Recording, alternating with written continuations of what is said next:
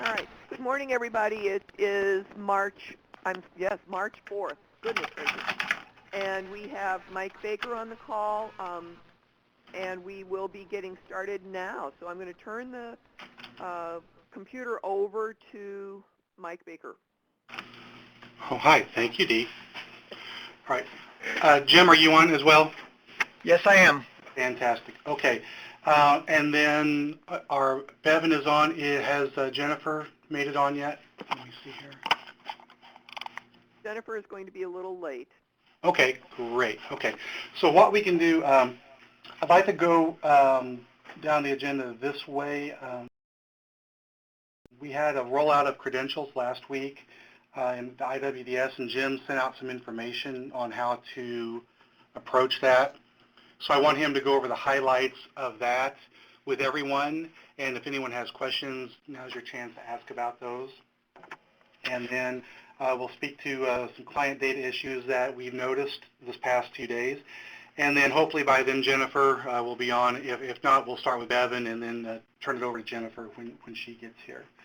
So first of all, and I put a note in the chat box, the attendance on this webinar is down for some reason. I'm not sure what's going on. But for those of you that are in the regions, please send a note to your team and have them join this webinar right away. The whole intent of this is to give line staff the opportunity to hear the info, but also ask questions, because we are getting questions on a pretty regular basis that are asking very basic stuff. So for whatever reason, some folks still have questions, which is fine, but the whole idea of doing these bi-weekly webinars is to help people get those questions on the table and get them answered as quickly and directly as possible. So as many folks are asking questions, I think a lot of could hear the information firsthand from Jim. So please send everyone a note now or wave at them and have them join on, and hopefully that will improve life for everyone going forward. Okay. So having said that, Jim, can you give folks the highlights of the credential instructions that you sent out a few days ago?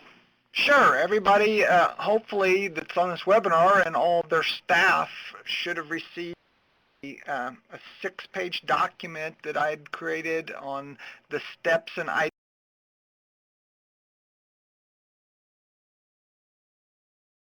IWDS to document credentials that have been earned.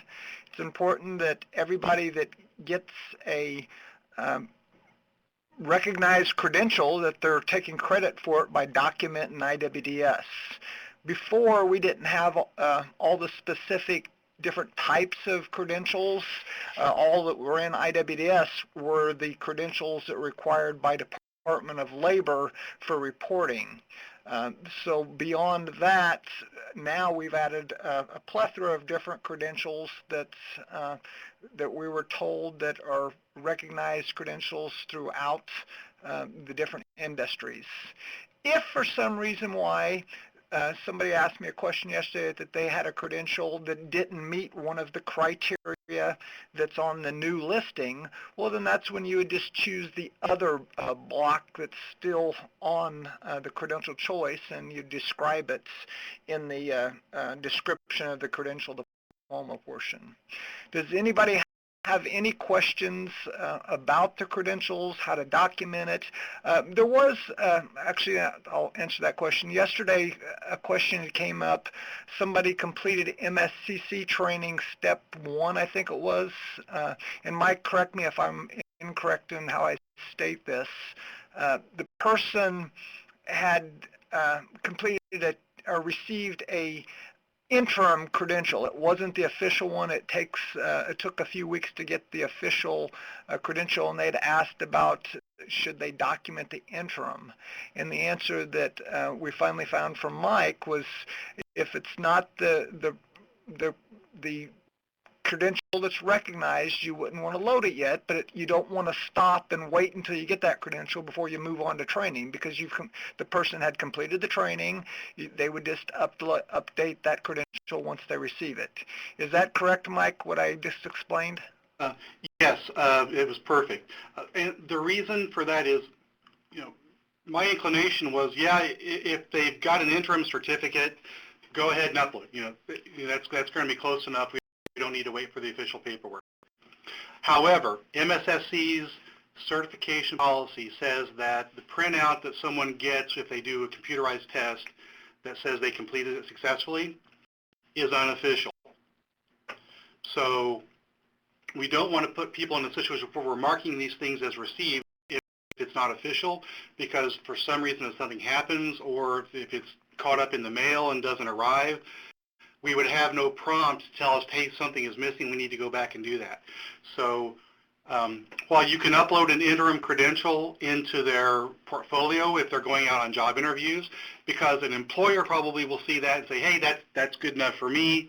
I don't need to see the paperwork if I know they completed the class okay.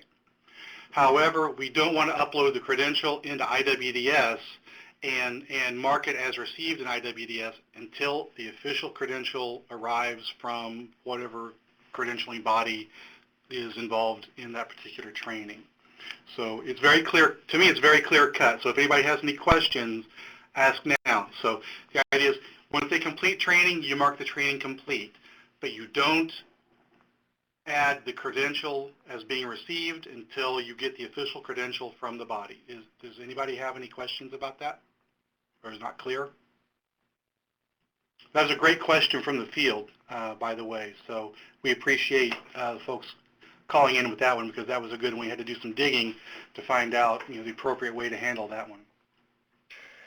And sticking right along credentials, it's a big thing, and this happens along the WEA front also. People complete training, and the case managers don't upload credentials a lot of times to take credit for it. This program is essential that you're making sure to upload the credentials as people are receiving them to give them credit within their system of the training by uploading the recognized credentials. So if there's any questions at all, feel free to email me. Hopefully that 6-page little step-by-step tasking will enable any case manager to be able to do that without an issue. But if there are any problems, feel free to ask me. Jim, we have a question from the audience. It's, are we expected to upload the credential in IWDS? I'll let Mike go ahead and speak to that. Go ahead, Mike, please. First, a question, is Natasha on still?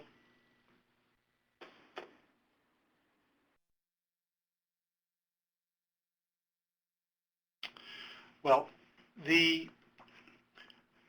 for now the answer is yes. IWDS can support it, and as that's the official reporting system, the safe answer is yes, upload it there, and then you're covered. You can also upload it into the individual's portfolio, which is important for when they go out on interviews and they want to show a potential employer all the credentials they've earned and certificates. If it's it needs to be part of their online portfolio as well. So, and by online portfolio, you mean the optimal resume portfolio that everybody will very soon have access to? Yes, exactly. Thank you, Dee. And Dee has a comment in the chat box that is important. Yeah, upload the credentials as they are received. You don't wait till the very end of the program and then upload them all at once. As they're received, load them on. And the reason this is important is because earning credentials is a performance measure of this grant. So we cannot assume that because someone completed a course that they got the credential as well. I mean, sometimes there is a follow-up test that they have to take after they complete the course. So that's why loading the credentials is a separate thing here and needs to be done when the credentials are earned so that we can demonstrate that we're meeting that performance measure. Sarah's got a good question out there.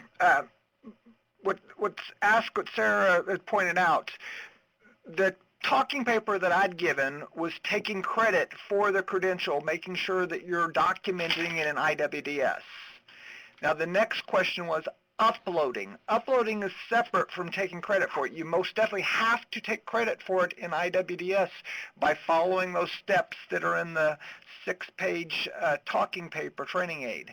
Now the uploading, that's where Mike is speaking about and Dee spoke about the virtual resume. I'll let you guys speak more on that. I would recommend you upload it both places.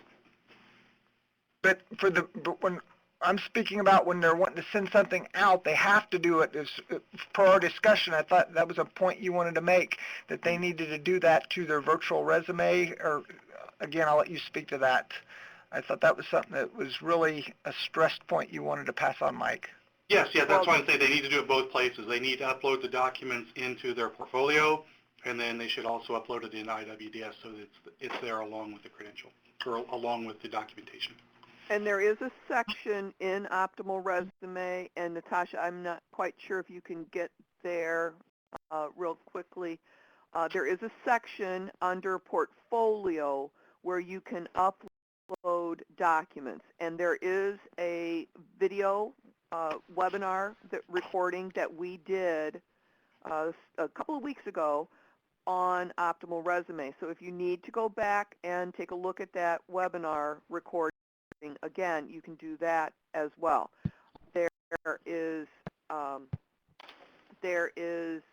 place specifically for any of those certificates or photos or extra documents besides your resume that you would want to upload into a portfolio.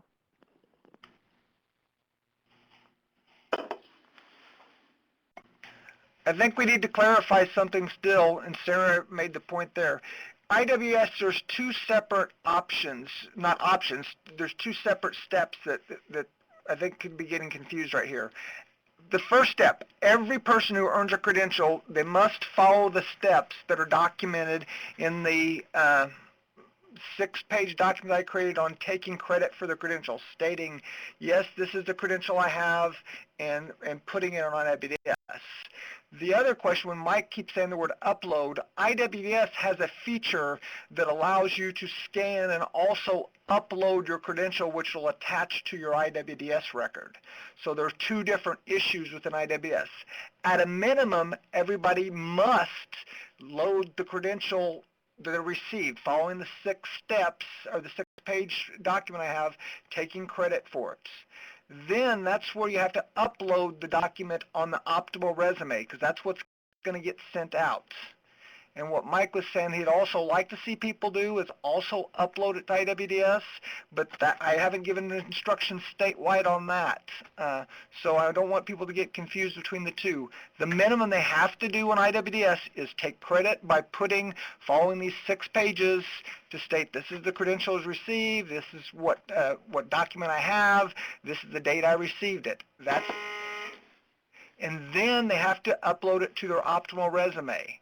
Those 2 steps have to be done. Jim said it perfectly. Did that, and Sarah, I want you to give the feedback. Did that answer your question? Thank you, Sarah.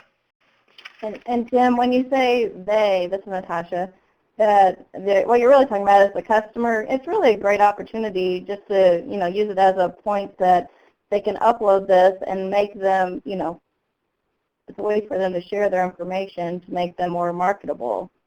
So the point is to encourage them to upload it along with their other items that would give them a nice portfolio. Right? I think I was misunderstood, and the way I had understood is our case managers were uploading the client's credential to a resume. So what you're saying, Natasha, is the customer is going to be uploading that credential. The customer does that, yeah. The case managers, they don't have access to their customer's Optimal Resume account. I'm having trouble with the internet today at our office, so otherwise I'd show it to you on edit, but if you follow these instructions that are in the ATIM guide, the customer logs into their account, they update their resume, they update their portfolio. They need to do those things because that's part of what they need to do, they're earning these credentials and, being able to make it themselves very marketable across the state of Illinois, and they need to do that. And that's part of it. That's part of the whole using the training plan as a communication tool so they know exactly when they're supposed to be taking what courses. Everybody's on the same page. And, that's why whenever we use the example for step 2, those other components that aren't covered specifically by the training plan, one of them is, when we did our examples, was update your resume.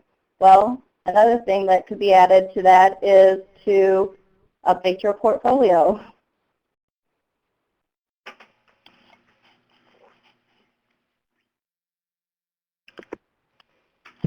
And just to follow up, again, I had the understanding that case managers could look at the portfolio and upload documents to it.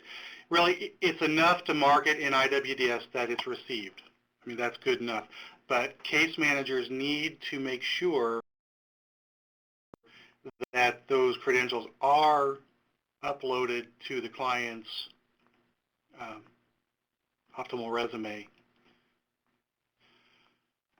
So we'll have to look at how we make sure that they can confirm that, but that's a key step for when the folks go out. So you want to make sure that that step is done before people go out on interviews if they've earned a credential.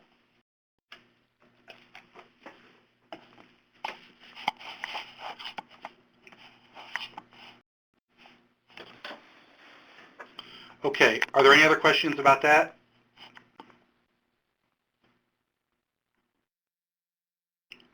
Karen is typing. Do you want me to share the portfolio part of the PowerPoint presentation? I actually have it up on my computer if you want me to move that over and share it real quick. I'm sorry, Dee, you cut out on my phone just a little bit. What is this? I've got the PowerPoint presentation open on my computer if you would like me to share the portfolio portion of the presentation quickly. All right, so let me move this over. All right, can everybody, I need to make this bigger. There we go. Okay, so you go to, let me back up a screen, and you find Portfolio Builder from your document or from your header, and then you access it from the Document Center. You can compile your data. You can create several portfolios. It doesn't have to be just one. And then you name it. You can pick it from a template or start from scratch. And then, is everybody seeing the screen? It just disappeared. All right, there it is. Now can you see it? Okay. Yeah. And then you can pick what kind of information you want to include. And if you notice down here, you've got chronological portfolio or file cabinet, which would be, the file cabinet might be useful is if you're using all of the certifications that people are earning. And then next you,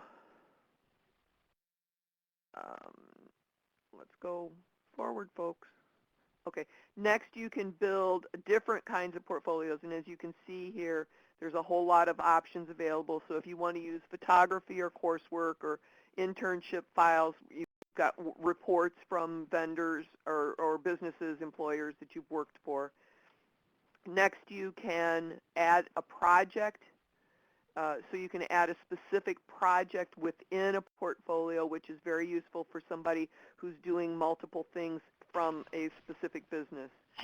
You can add the files from your computer into the boxes and then make a description for it, and then you can put if there's special viewing requirements. So for example, if I'm uploading an image that I've created, I might say this is best viewed in X program. And then you can share it, store it by project. You can then add it to your website that you're going to create as part of your program. So if we want to see more, you can go to the recording that we have in ATIM, and we can you can take a look at the whole program. And trust me, this is a great, great, great tool for all of the participants to use. And to address Tammy's question, yeah, the point of it is it's an easy way to share all this information with an employer. So it looks nice and presentable, and it's very well organized, and they can see exactly what the relevant information for that person is that applies to the job they're going after. And there's a question from Karen about, is there a reason why a case manager, I think that's what the CM stands for, cannot have access to their resume, to their people's resumes? You can send your resume to someone. So the participant can send the resume or portfolio items to the case managers, but because this is a user, it's a one sign-in. So if I sign into my WorkNet account, that's when I have access to my Optimal Resume tool.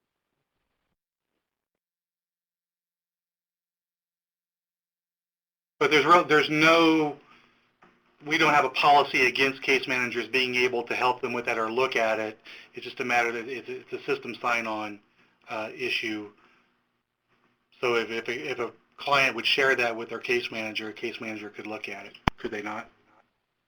I don't see why not. It's just a matter of what else does that client have in their WorkNet account that if a case manager is helping them, I don't know why the case manager wouldn't be able to see what's in their WorkNet account. So it's personal preference, I guess. All right. Well, let's see how that plays out, because we definitely want to make sure the case managers are ensuring that people have their stuff up to date. But the way to do that would just be have them send you what they have in there so far, and so you'll see how it looks when it's going out the door to an employer. And if you see missing pieces, then you can help them address that. Okay. Well, we are quickly burning through our hour, so I'd like to switch gears now and turn it over to Jennifer and Bevan from the community college system. And you ladies go ahead with your presentation, and then we'll have time for Q&A at the end of these. Okay. I'm trying to bring it up now. My computer timed out while we were having the discussion, so we'll just try to go forward, and if I can get it to come up, then it will be all the better for us all. But we wanted to, I'm Jennifer Foster with the Illinois Community College Board, and I'm the Associate Vice President for Adult Education and Workforce Development. So as a part of this process, we are the ones that are responsible for the bridge programs as well as the bridge training. And I was also asked to speak about the accelerating opportunity process. So I will continue on, and if the PowerPoint comes up, it'll come up, but if not, then we will definitely send that PowerPoint to someone to post it on the website or to send it to all of the participants. Jennifer, do you have do you know how to share, or does Bevan have the? I have it on my screen right now. If you'll share my screen. If you go to the screen and where the box says Share My Screen, click the down arrow, and then it will say which monitor you want to share if you've got more than one monitor, and then we will all be able to start seeing your screen. So this might just take a moment, folks, for this to take effect for her.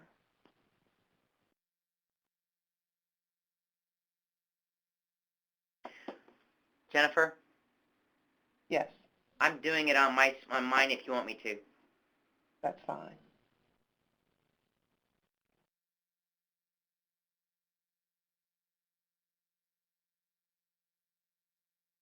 We were working quite well until right about 30 seconds before, Mike, you ended your speech, so. I will endeavor to not be as long and winded next time.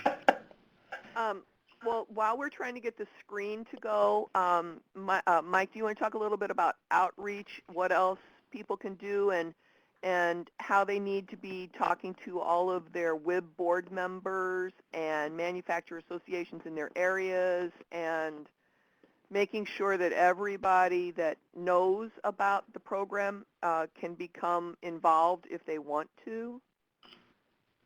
Yeah, but you just did, so that was perfect.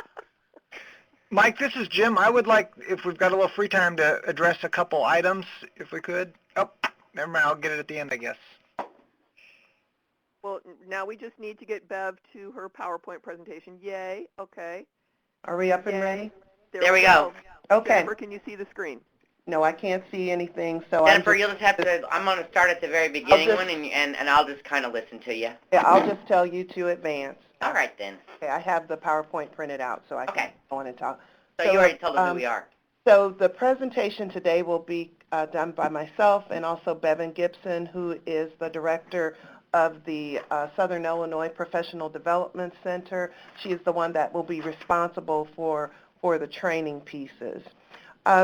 The next slide talks about the 3 core elements of a bridge program, and this was a statewide definition that was developed under the Shifting Gears Initiative. 3 components that we wanted to emphasize here is the contextualization, which is the blending of the manufacturing terminology with the basic skills in order to help to elevate the reading and writing levels of the individuals that are participating as a part of this project. Also, making sure that career awareness and development is a part of it, and also the transition services, making sure that those services are there and helping them to make the transitions to employment or into further education. If you need a complete copy of the definition, you can contact LaVon Nelson, and her information is right there on the screen, and also the telephone number. The bridge curriculum that we have is available on the ICCB's website. There is a link there to that curriculum, and that curriculum includes models on career awareness, modules for reading, writing, and mathematics that is contextualized, and also modules for technology use in the classroom. We do have some current efforts that are going on to try to provide some pre- and post-assessments for each of those modules, and Bevan is going to talk about those in just a few minutes. Some of the questions that we've had as a part of this project and other projects as well is, how long does it take for someone to complete? And Mike asked that I address this, and I stewed Mike, and what I'm able to come up with at this point is there is no right or wrong answer to this particular question. The completion, and I know that all of you have heard this time and time again, the completion of the program depends on the individual and where they actually come in, and that is referring to the grade level equivalency. So as an example, I can give you a little bit of guidance in terms of how long it takes someone to complete. If someone comes in at around an 8th grade or a 9th grade reading level, the likelihood is that they're expected to move pretty quickly because they already have the reading, and math, we know for all of our individuals that we serve, math is that one critical area that if they didn't learn it when they were in school, then they're actually learning it. And some it's a brush up. It just depends on how long they've been out. If they dropped out of school, if in the 11th grade, they may have already had some of this. So it could be for those that are entering around the 8th grade, 9th grade level and above, that they may just need a brush up on those skills. But again, it also depends on the student. On the next slide, we're continuing with when we look at those pre and post assessments as they're being developed by the SIPDC, then hopefully that will be a way of assessing whether individuals know this information, and then they can move in and out of those modules pretty freely. If there's a student that's functioning below the 8.0 reading level or grade level equivalency, they may need more instruction because they may have some other needs that we are not aware of. Maybe in school they had some sort of a special learning need. So we want to make sure that we're providing everything to that particular student. So the instruction is going to vary, and the time limits and the time frame of that instruction may be delayed. So we want to make sure that the individual has all of the components that they need in order to progress and get up to that 9.0 reading level or 10.0 math level, and I may have turned those things around. But there are some really good research out there that says that if within a bridge program or any type of a contextualization, if you contextualize that information to fit that individual student and what they need and what their interests are, then you sort of see some sort of a speed in the progression. And so that's what we're trying to do as a part of this project, is to making sure that contextualization does exist, because if they're interested in it, they are more prone to reading information on the subject area and also making some quick advances. There's also the opportunity for individuals, if they need additional instruction, to work with their local adult education program to enroll in other courses. On the next slide, we're in talking about professional development. If that is needed within your area, you're to contact Bevan Gibson, and her information is there. And most adult education programs, in terms of the bridge program development, they've already gone through the training. So the training will cover a multitude of areas, and it is delivered both online as well as face-to-face. And I'm going to defer to Bevan now on the next few slides to talk about the professional development. Basically, I have sent Natasha some of the links for this information, and she actually has posted it with the ATIM stuff. But we have some online professional development opportunities that are available to all of the people that are participating in your ATIM programs, as well as our adult education programs. But we have career and transitional plans that is an online module that can be done online, as well as Bridge Basics. Our entire Bridge Basics training is actually done online. And then the Career Development 101 is also something that is done online. And Jen, you kind of changed this, so I don't know if you expanded it or not, so I'll find out. If not, I'll come back. The Bridge Basics has 5 components to it. We actually, all of our adult education programs have mostly gone through this Bridge Basics, either in a face-to-face or online, and it is available to all your people online. It actually has modules on establishing partnerships and contextualized instruction, career awareness and career development, transition services, and then recruitment and marketing for those bridge programs. The Career Development 101 includes modules on soft skills. It includes modules on interview techniques, resume writing, goal setting, self-advocacy, and job applications. The self-advocacy deals more with, as Jennifer kind of alluded to in a previous slide, individuals that for whatever reason may have had some learning difficulties in school, and in helping them to move forward and to transition into employment and post-secondary to figure out what they might need to do to self-advocate for themselves. Career Development 201 is also available online and includes workplace systems and cultures. These are coming soon. We're putting them on as we speak. Most of the time they're in development and will be ready to come up pretty soon. Workplace systems and cultures, how to keep your job once you get one, communication, and then job shadowing as well. We also have, as someone alluded to, Jen said that the manufacturing bridge curriculum is available when a link to ICCB's website. Natasha has also sent this information to let everyone know about this. We have added additional resources and materials to that bridge curriculum and from its original development, and those are actually already now uploaded and available to you.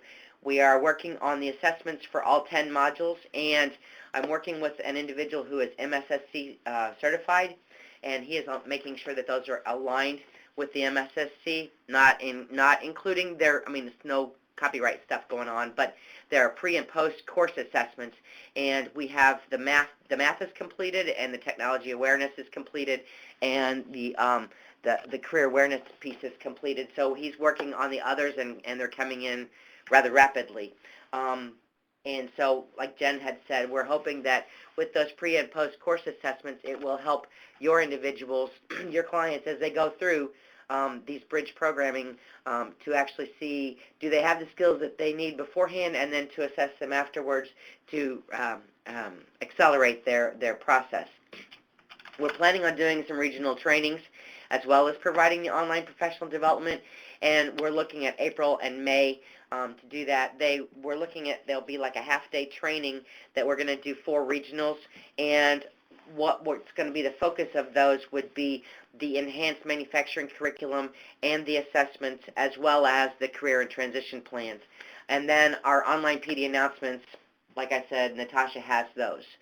So there's a lot of professional development that is going to be available for those programs. I contacted most of the adult education programs that are, all of them that are affiliated with this, and some of them told me that they were involved in some way with this, and some said that they were not. So we're planning on, I have the contact information, and we'll go through Natasha to advertise when we will set these regional trainings up and where they will be held for your participants to actually come to a half-day training for those.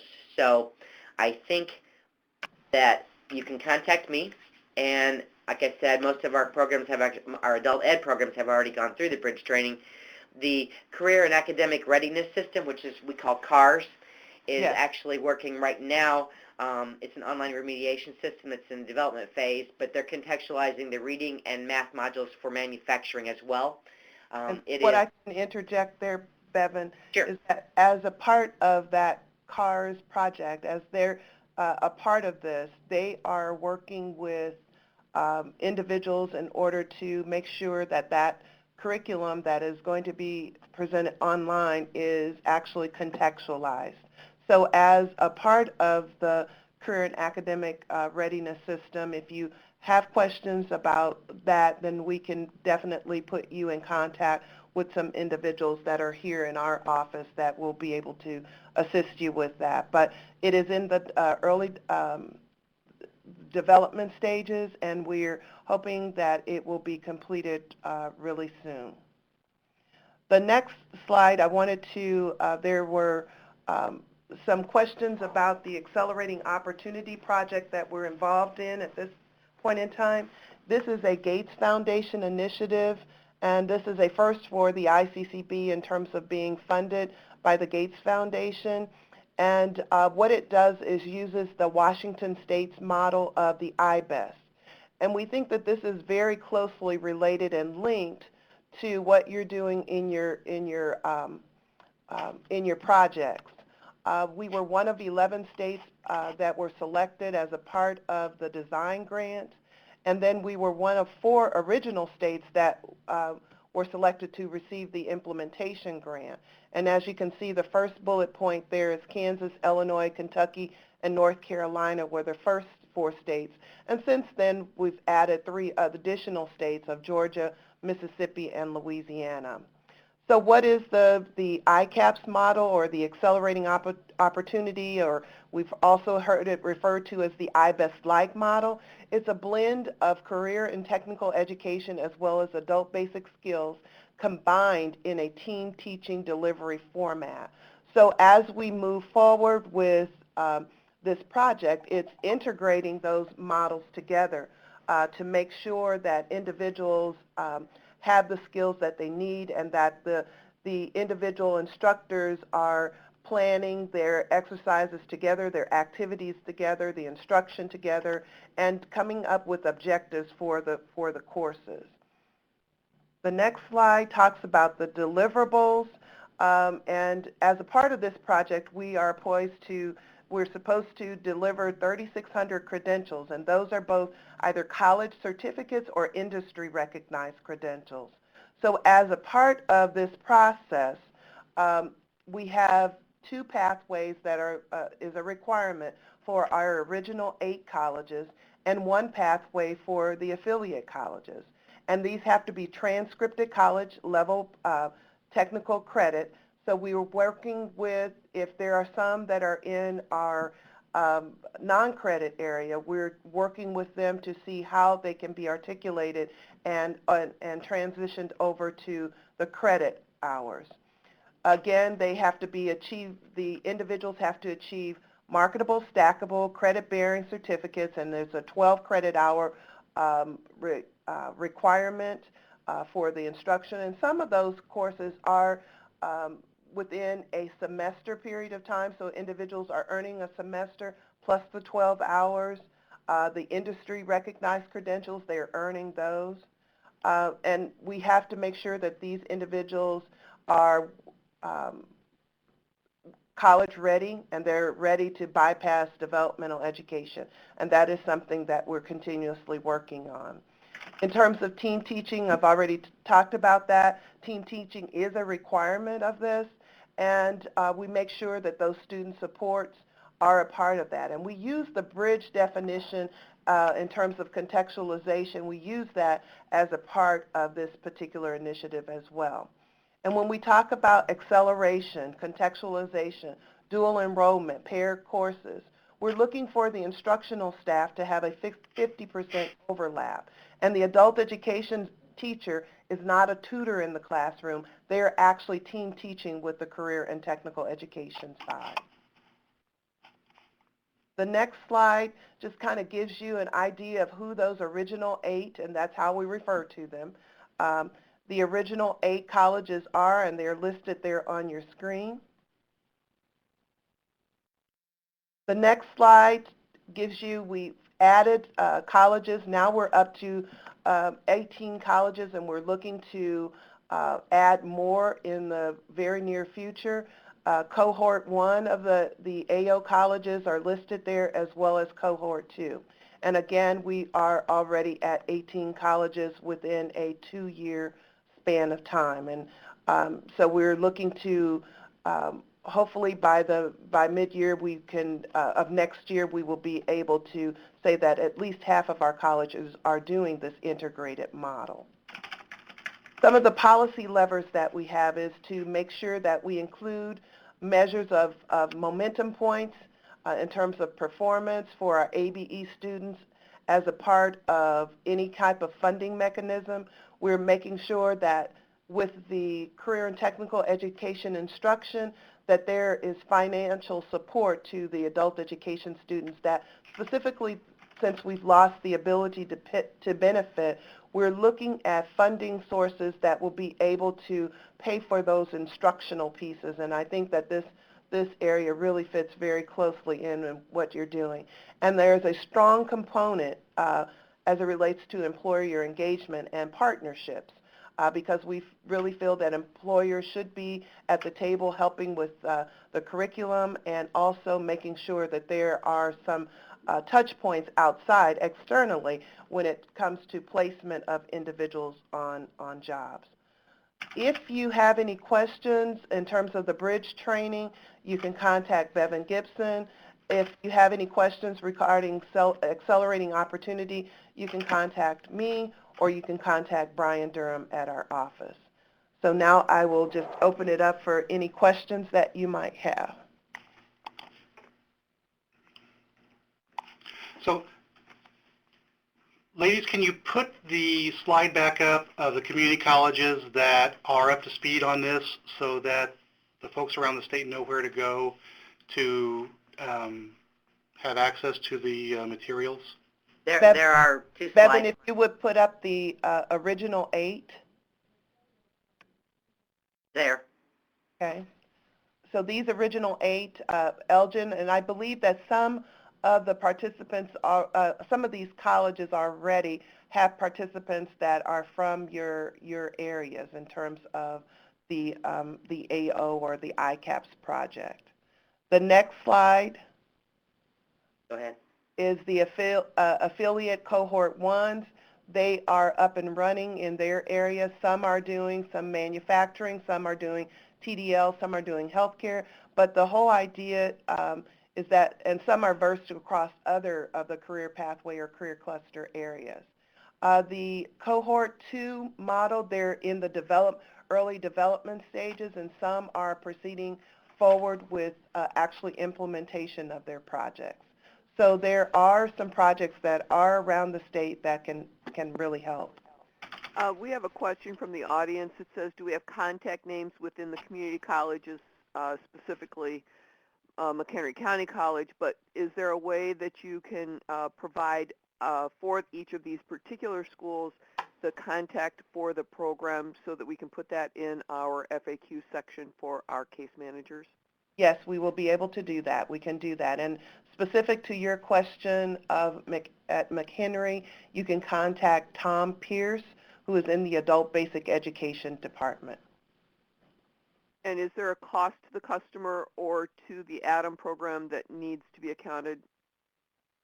Yes, there is a cost, and pretty much the cost is for the career and technical education instruction. What we're trying to do is make sure that individuals have access to tuition dollars to help them pay for that career and technical education side.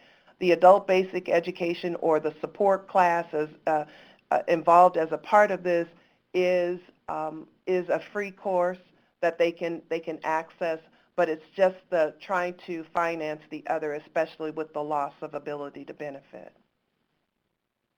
So there's a new terminology that's called braided funding, and as a part of the braiding funding process, it means taking a look at different funding sources and trying to help the individual pay the tuition for that career and technical education side.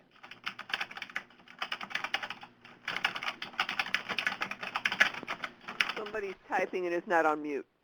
That was me. Sorry. Okay. So again, to recap what Jennifer and Bev were telling us, there are a couple things at play here. I want to make sure everyone is getting the intent of this. There are professional development opportunities for you all to learn how to apply this, but also get knowledge on some of these individual modules that would be applicable to anybody in ATIM, such as the soft skills, the career outreach, those sorts of things. If a client has downtime while they're going through the pipeline, like they're waiting for a cohort to start, whatever it is, these would be excellent things to put them in front of, or put in front of them, so that they start building those skill sets as they're going through and taking advantage of the downtime. Okay, so the professional development piece is for you all to understand what these modules are and what they can do and when to apply them. Okay. The other piece of it is the contextualized learning that people will need, some people will need to get up to speed. And again, all training has to be completed by the end of June 2015. So as we go through the process here, there's going to be less and less time for remedial education and training to get people up to speed where they can start technical skill training that's advanced or do OJTs. So what we're asking everybody to do is you have to look at the individual client and where they're at and how far they have to go, and then make the determination on, given the distance they have to go, can they wrap everything up by June 30 on a case-by-case basis. So that's what we're doing. Two different things here today. We're telling you about your own professional development opportunities, but also how to apply those and how to work this remedial contextualized manufacturing learning into the program for someone that needs that to get up to speed.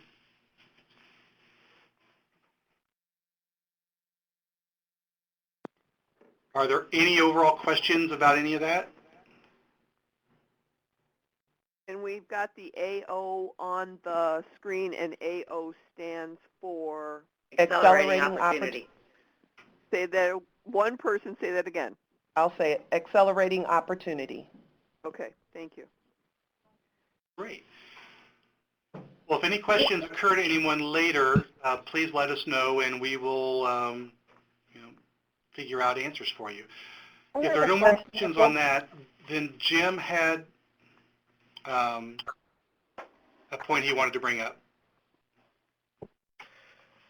Okay, so we're transitioning out of that, and I want to pass on a few things while we got the audience here. First of all, everybody is doing a really good job of, by and large, going in to make sure they're checking on searching customers every day to see new ATIM customers coming in, and also in checking those that have been randomly assigned to the treatment group or in the veteran group. But we found an issue yesterday when I was looking, our interns are doing some spreadsheets on the dashboards out of Illinois WorkNet, and there are 60 different people right now who have been randomly assigned to a treatment group or in a veteran group who have not been assigned to a team yet. And if you're not assigned to a team, you can't begin the processes of step 1 and step 2. So out of the people right now in our study, 60 people that are in the treatment group or veteran group need to have, are not assigned to a team. So that's a pretty big number. Some of those folks just got randomly assigned at the end of last week, so I can understand there were about 10 people that were randomly assigned on 2/28. But several of them had been randomly assigned as much far as back as November, and they're still not assigned to any team. Also on the dashboard, there's some information where people are in step 3, but they don't have step 1 and step 2 in Illinois WorkNet. So it's really important that everybody is updating their WorkNet or is doing the activities within WorkNet so this program can run smoothly. If it's not updated properly, it's impossible to track these folks. Jim, what report are you looking at to see that? We have that question from the audience.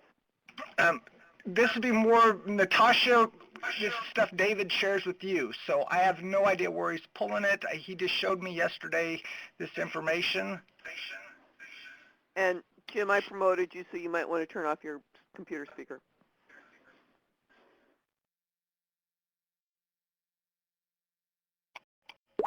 Okay, Mike, if I can get there, I will get there for you. He's talking about the training plan report. You know, on your ATIM tools, you go to the resources. The resources tab. But my computer's being, maybe it'll bring up. Let me go, go to the reports tab. And it's the personalized training and employment plan report. Right here. When you bring up this report, you can export it, and you get quite a bit of information. I apologize, I'm having internet issues.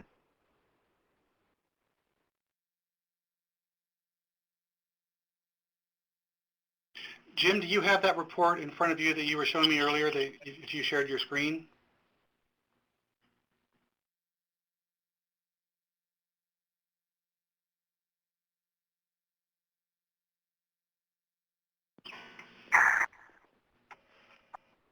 I don't have it, Mike. David said that he has it and he can share his screen to let folks see it.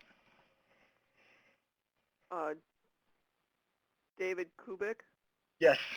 All right. Oh, here's a question, Kathy.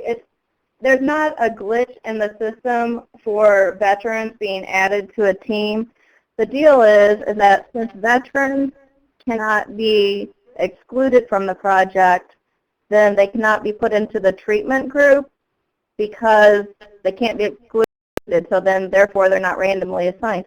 However, they do have priority of service, and they can be enrolled So they will need to be added to a team and treated just like a treatment group person. The difference is the results from what they do and what they achieve are not included in the study.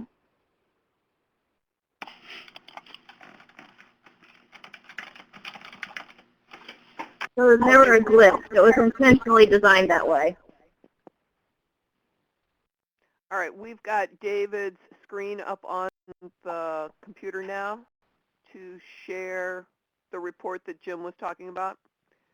So, David, I don't have you on the phone, so Jim, you're going to have to explain what we're looking at.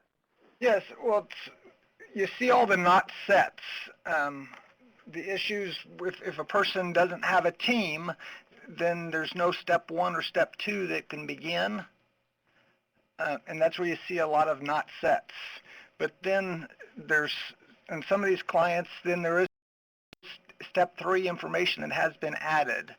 But the biggest thing that I wanted when I'd seen this report, that there were 60 people who have been either in the veterans group or in the treatment group who haven't been assigned a team, which is that's something that has to be done right at the beginning, as we've talked about in the whole process. Out of that 60, 10 of them are veterans, so 50 are people that aren't veterans. There's a total of 31 veterans it's been accepted into the ATIM program, and so 10 of them don't have a team.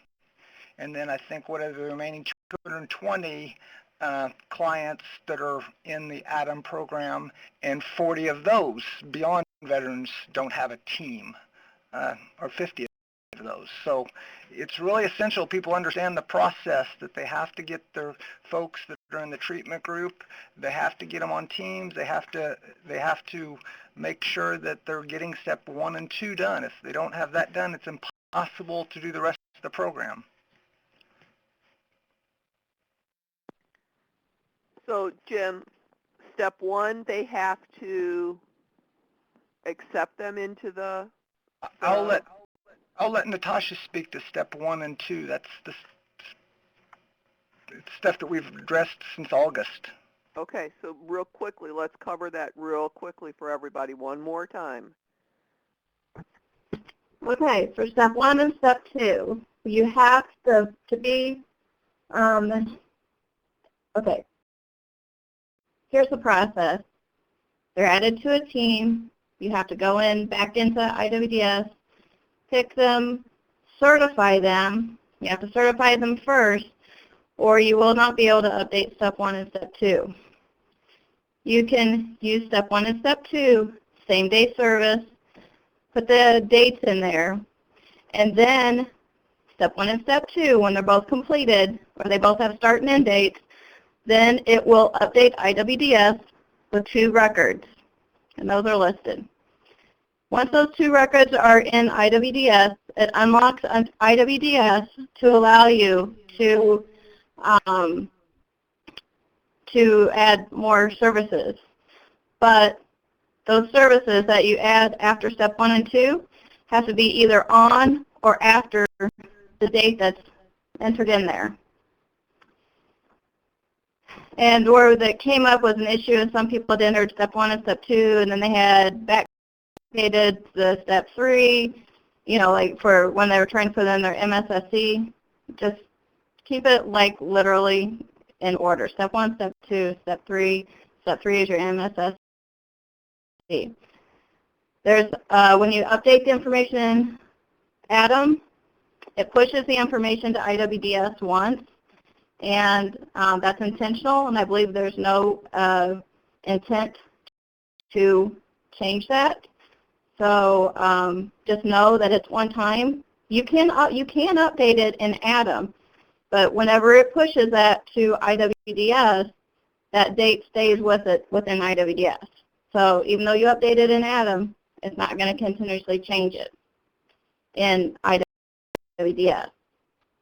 Let's see. And the other thing that was added in, because there became an issue with it, was that step 1, 2, and 3 are required to have start and end dates. before you can mark that entire section complete.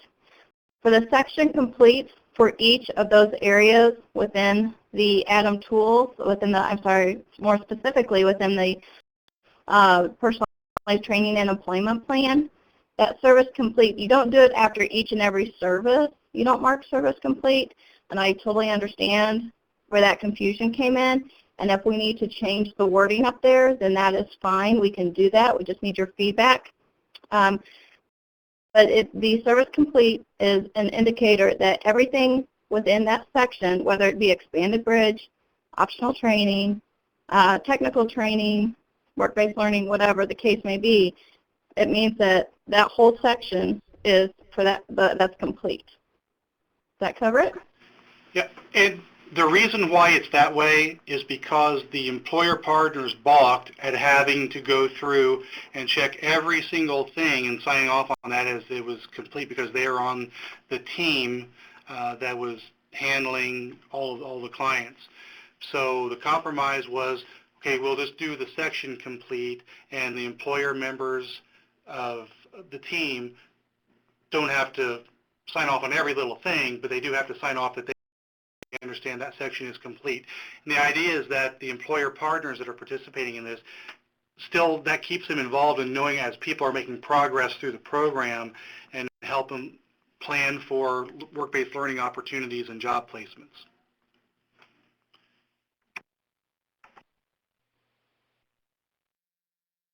All right, so we covered outreach.